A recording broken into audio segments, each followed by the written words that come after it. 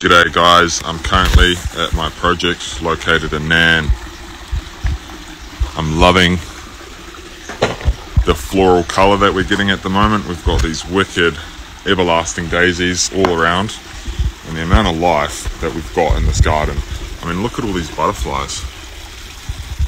There's just butterflies everywhere, bees everywhere. You've got little honey eaters coming in, you get fairy wrens coming into this dry creek bed area. But look at all these native flowering plants. It's absolutely gorgeous. And this is obviously a very cool project because of the moss and all the baby's tears. I mean, check that out. I absolutely love all the moss on this project and these native flowering plants. What are my quolls? What is a quoll? I don't know what a quoll is. Oh, qualification. I'm just a guy that likes to build ponds and loves native gardens. So this project I helped build. This is a family friends project. It's a DIY build. There's Timbo up there. This is Timbo's mastermind project. He built the filter systems. So a little different to the standard aquascape system that I normally build, but it works just fine. A little micro wetland up here. That's basically where all your biological filtration happens. Planted it up with irises, elephant ears, and a bunch of other native flowering and marginal plants. How do you control mosquitoes and bugs? Well, we love bugs. We control mosquitoes with the fish, as well as the system design. It's built so there's no standing water. It constantly is flowing, so mosquitoes can't survive. 3 a.m. in the UK, well, I'm glad you can watch this as you sleep. How long did it take to do this? Probably a couple of weeks. Probably took a couple of weeks to do this. And then the plant out has been ongoing. Nice little scleranthus biflorus in through here that'll eventually cover that area nicely. How did you learn to do this? Do you run workshops, courses?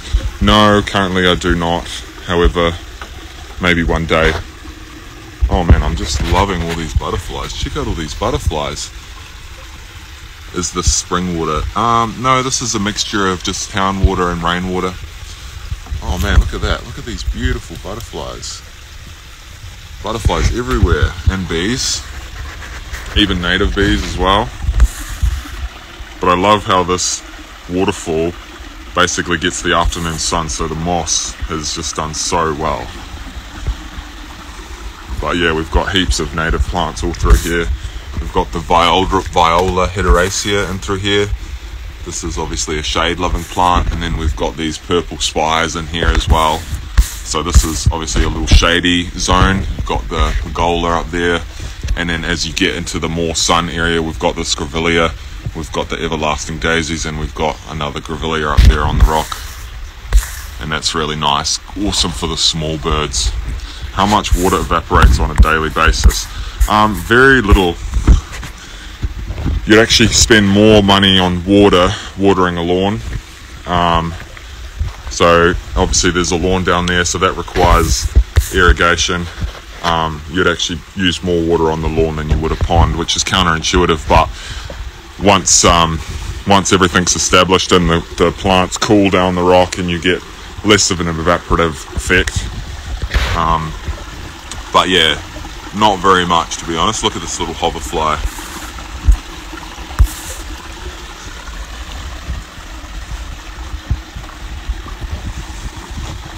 But yeah, we've done this nice little rock wall in through here as well, and that's a studio, a little art studio looking over the pond. See if I can go in there and have a little look from the top. More everlasting daisies. You've got heaps of these little hoverflies all around. That's the perks of having a native garden. So this is the little studio that this pond looks over. You can see the nice waterfalls down there. We've got a bunch of goldfish in here, as well as native River Murray rainbows. and they're actually doing a lot of mating behavior at the moment. They're showing all their colors, and this is a perfect time when it's nice and sunny. You actually get to see all of their rainbow colors. So that's a beautiful native fish, local, native to Australia. But this is the view that you get out when you look out the window here. Absolutely beautiful.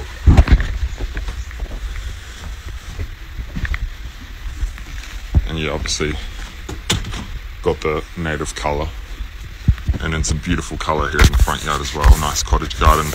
Not a whole lot of natives in here, but we do have some everlasting daisies and some other local native plants that I picked up from Belair National Park, as well as the native hibiscus, but heaps of wildlife out here too. But yeah, this is looking really nice at the moment. We've had heaps of new growth throughout these warmer weeks. We've got this jasmine that creeps up the fence line to cover that up, and then obviously did the little dry creek bed in through here as well for the overflow of the skimmer. Where are you? I'm in Adelaide, but I'll show you a little closer. We've got these little ferns tucked into the waterfalls as well. That one is actually in the system, like a little aquatic fern, which is wicked. But check out this moss. Is it okay if we don't use actual rocks and make them out of mortar? Yeah, you can do. I mean, some people love the mortar concrete rock work. I always like using the natural rock just because it does the job for you. This is a bit of algae that's actually beneficial. You just want to pull algae out when you see it, when it becomes a problem. But overall, this project is doing really well. But check out these waterfalls. Let me zoom out here. Oh man, I just love all this like mossy growth on the waterfalls. I believe that's the baby's tears. It's almost taken on a different form where it's like super dense and lush. And obviously you've got these waterfalls. So this is a little DIY wetland that the homeowner created. Absolutely beautiful. It does the job of, like I say, a biofalls or a standard aquascape wetland, but it's a DIY system. So he built that, and I just helped him with the build. But look at that, beautiful. I'm actually so tempted to have a little swim at the moment, but we do have a little turtle in there. Her name's Mary. She came from another family, and she's been rehomed. You can actually see her head sticking out just there. That's her little head. She's just had some food. She's done really well in this pond. She's often been seen basking on these little logs on the side and swimming around, and she's really enjoying it. She came from an indoor tank, so she's been in an indoor tank for about 17 years. She had a lovely family who looked after her really well, but now she's out in the big world, out in an ecosystem pond, so she absolutely loves it. And then yeah, obviously I'm always introducing, no Nana, this is not my house. You should know that this isn't my house, Nana. You should know what my ponds look like. Just kidding. That's Jacob. This is Wendy and Tim's house. This is Kelly's godparents' house. Just taking people through the garden, help build and design this garden and pond. Is there a rule of thumb to choose the HP of the water pump? I would say at least 10,000 litres per hour if you want some good flow. Yeah, work that out to gallons if you're in the United States, but around 10,000 litres per hour. But you know, this is Wendy and Tim's house. This is Kelly's godparents' house. So that's why there's a number of DIY aspects to this pond, which I normally wouldn't do, but Tim is a designer and he's done a lot of aquascaping and design, so he did a lot of that himself, so which is pretty cool. This is a little DIY wetland filter. Oh man, but that water is so refreshing.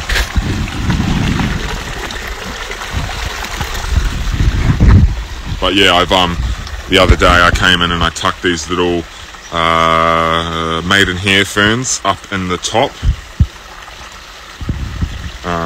No, you haven't lost the plot just yet, Nana, don't worry. Yeah, so we've got this beautiful little scaevola here. It's a fan flower, it's a native plant, and then we've got some correas up in here. So that's in the garden bed, and then obviously all these plants are in the pond. So you can see if I dig down a little bit here, there's a liner just there.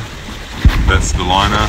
So you've got ground plants, and then anything beyond that liner is aquatic plants. So you've got a mixture of the both, and you want to try and disguise the garden plants with the pond plants. So, but yeah. But check out all these beautiful, this is, as I said before, Viola hederaceae, a nice little beautiful shade-loving plant with just a gorgeous little flower on there. And we've got some ferns tucked in here as well. Like I said, this is a little shady area because we've got the pergola here. And yeah, that's about it. But just stating again, we've got so much beautiful native plants. Thanks for the tour, and much appreciated. Thank you for watching. How do you keep off the snakes? Well, that is an interesting question, because you don't. If snakes want to come, they can. Any form of wildlife is welcome here. Obviously, it's best in the summer heat when it's nice and hot to be a little bit careful where you step and to just do a little scan before you come outside.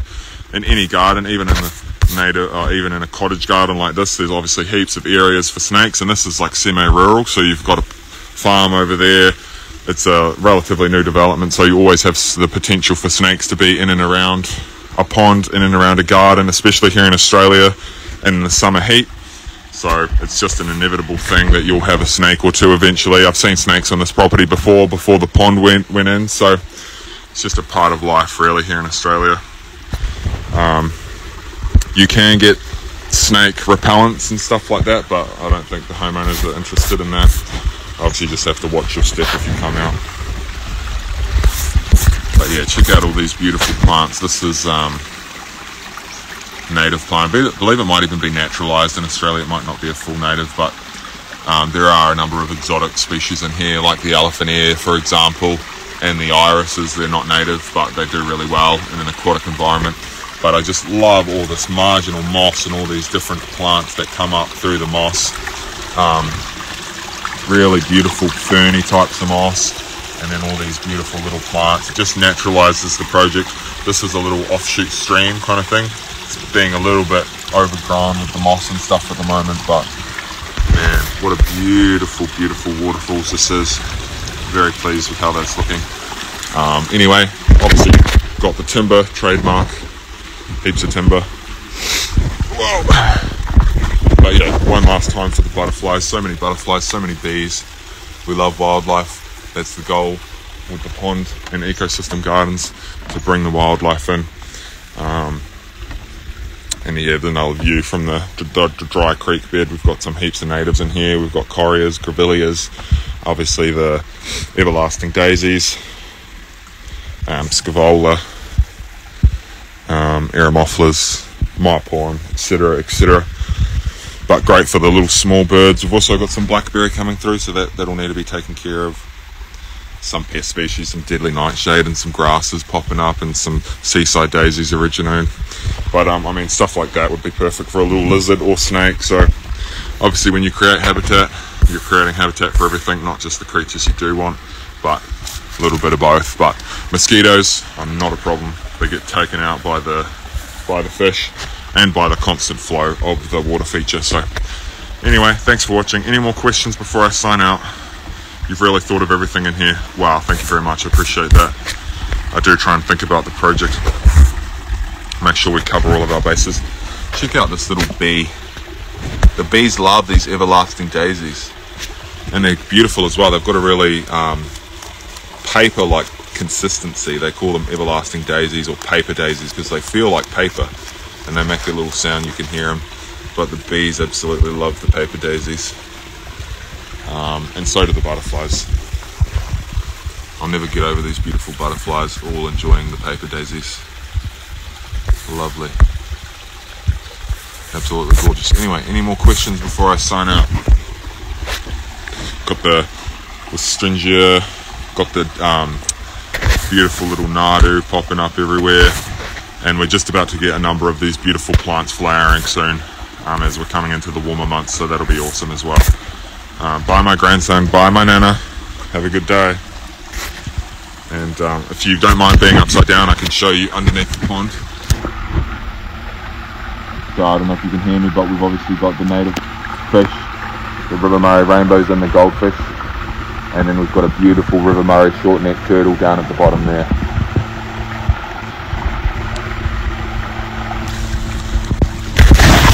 I'm potentially thinking about taking a little dip. I don't know, should I take a dip? I'm wondering. It's really hot and warm, so I wouldn't mind taking a little dip. Any other questions before I head off? Brought Leo today as well.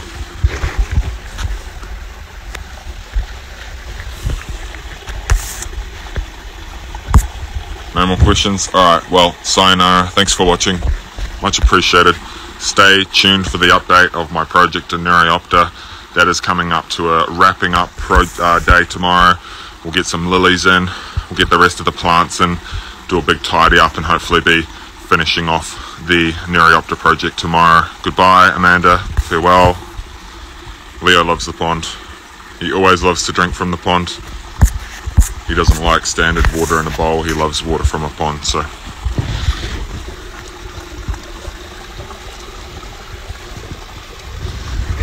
anyway, no more questions. Farewell. Thank you for watching. Bye. Thank you very much.